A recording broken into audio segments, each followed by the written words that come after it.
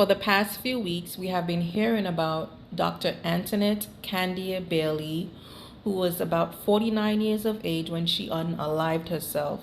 She was a vice president of Lincoln University in Missouri. Has called for the resignation of the school president, Dr. John Mosley. He's accused of harassing and bullying Dr. Antoinette Candia Bailey. On June 8th, shortly before she unalived herself, she wrote a letter to her friends, families, and colleagues stating the reason that she was going to unalive herself. We now know from that letter that she had severe depression and anxiety, and also what drove her to commit. She noted how her depression and anxiety and her mental status was disclosed to her colleagues by Dr. John Mosley. There are records showing that she had addressed these issues to HR and the board of curators, but nothing was done. It was deemed that these problems were personal. Dr. Antoinette Candia Bailey felt that she was treated differently from her white colleagues. We now know that on January 3rd, Dr. Antoinette Bailey was fired from her job at Lincoln University in Missouri. What drew me to this story is that here we had an educated woman, beautiful. Seems like she went through several ladders to get where she was, and somehow felt like maybe she was a failure because of whatever situation that was happening at her job. Going back in the research that I was doing, I learned that in November 2023, she got an evaluation, which was she got a 32 out of 100. And to Bonnie, she thought that this was an unfair grading. So I'm sure that this had an effect on her well-being. Just to bring light of some things that she talked about in her letter that she addressed to her colleagues, her family, and her friends, which showed to me, it showed me her mental state and where she was at. Okay?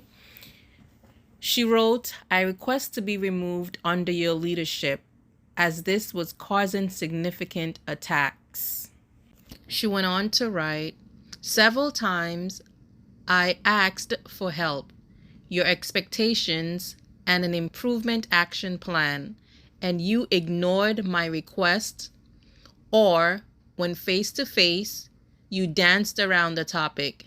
This is documented and noted." I cried my last tear this morning.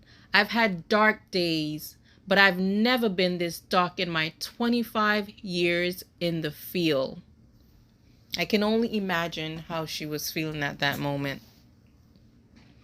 Student affairs was my love, and my love. I mean, for those people who are listening out there, if you ever reach to a state where you can't work with those people at your work environment anymore, my advice to you is to leave. If you feel that you cannot leave, find a therapist, find someone that you can speak to. I know sometimes we don't want to disclose these information to our friends and our family because we may think that they're going to judge us. But find someone. I think a stranger will be best. They'll be able to sit and listen to you. Seek help before it's too late. She noted, "I hope this message touches someone. If your soul is empty, troubled, in despair, and you see red flags, leave.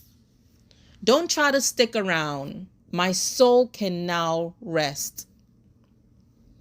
I filled my earthly dash March 1974 to January 2024. I'm so sorry that she had to go through this. Another heart-wrenching message. She says, a seat has been prepared for me. So her seat, whether beyond this earthly living, it has been prepared for her, she's saying. She has made up her mind to leave this earth. I just want to say rest in peace to Dr. Antoinette Candia Bailey. And my condolences to her mom, her husband, her friends, and colleagues.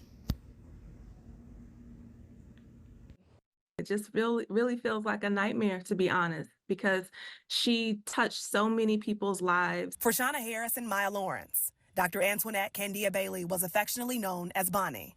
She was a mentor, friend, and sorority sister. Both are still shocked by her. I went to her for all of my issues I had at work, which I probably shouldn't have. But then I sat and I thought about who does she have to go to? We really, really want to know. One, they are doing an investigation and they have been sharing